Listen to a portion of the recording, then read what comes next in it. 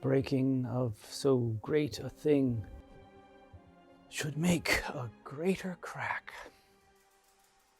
But yet let me lament that thou, my brother, my mate in empire, the arm of mine own body, and the heart where mine his thoughts did kindle, that our stars unreconcilable should divide our equalness to this.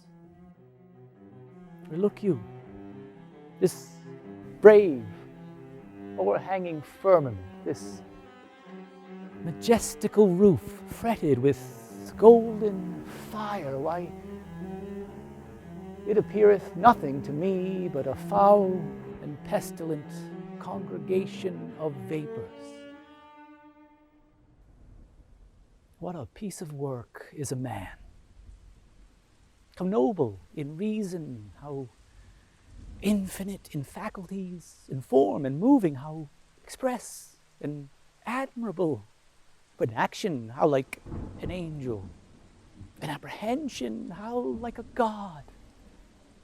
The beauty of the world, the paragon of animals, and yet, to me, what is this quintessence of dust? This is the excellent foppery of the world, that when we are sick in fortune, often the surfeits of our own behavior, we make guilty of our disasters the sun, the moon, and the stars, as if we were villains on necessity, fools by heavenly compulsion, but knaves, thieves, and treacherous by spherical predominance, drunkards, liars, and adulterers by an enforced obedience of planetary influence, and all that we are evil in by a divine thrusting on. What's he that wishes so? My cousin Westmoreland? No, my fair cousin. If we are marked to die, we are enough to do our country loss. And if to live, the fewer men, the greater share of honor. God's will, I pray thee, wish not one man more. I do much wonder that one man, seeing how much another man is a fool when he dedicates his behaviors to love, will, after he hath laughed at such shallow follies in others, become the argument of his own scorn by falling in love.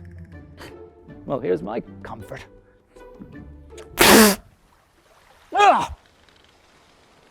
Come on your ways. Open your mouth. Here is that. We'll give language to you, cat. Ooh.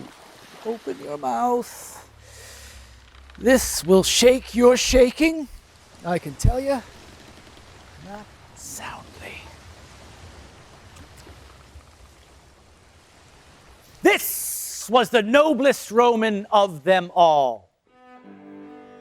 All the conspirators, save only he, did that they did in envy of great Caesar. He only, in a general honest thought and common good to all, made one of them. His life was gentle, and the elements so mixed in him that nature might stand up and say to all the world, this was a man. I am the man. If it be so as 'tis, poor lady, she were better love a dream. Disguise. I see thou art a wickedness wherein the pregnant enemy does much. How easy is it for the proper false in women's waxen hearts to set their forms? Alas, our frailty is the cause, not we. For such as we are made of, such we be. How will this fadge? I am a gentleman of Verona, sir, that hearing of her beauty and her wit, her affability and bashful modesty, her wondrous qualities and mild behavior, am bold to show myself a forward guest within your house, to make mine eyes the witness of that report which I so oft have heard. But soft, what light through yonder window breaks? It is the east, and Juliet is the sun. Arise, fair sun, and kill the envious moon, who is already sick and pale with grief that thou, her maid, art far more fair than she. No, be not her maid, since she is envious. Her vestal livery is but sick and green, and none but fools do wear it, or cast it off. It is my lady. Oh, it is my love.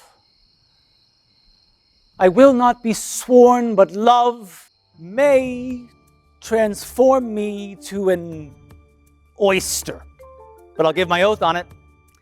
Till he hath made an oyster of me, he shall never make me such a fool. Alas, poor Yorick.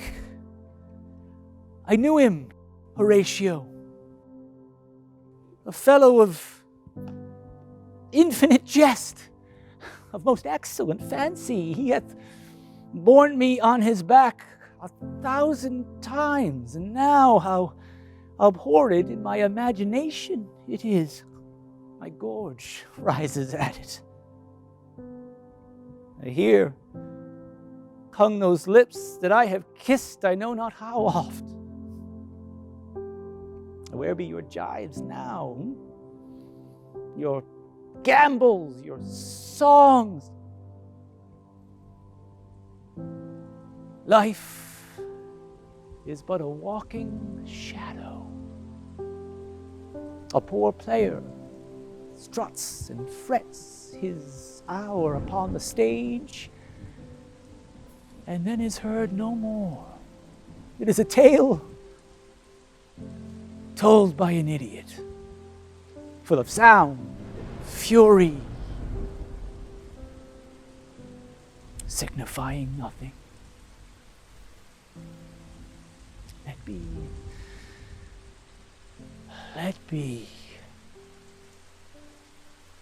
Would I were dead, but that methinks already. What was he that did make it? See, my lord, would you not deem it breathed, and that these veins did verily bear blood, but the fixture of her eye hath motion in it, as we are mocked with art. Oh, she's warm. This is no flattery. These are counselors that feelingly persuade me what I am. Sweet are the uses of adversity. And this, our life, exempt from public haunt, finds tongues in trees, books in the running brooks, sermons in stones, and good in everything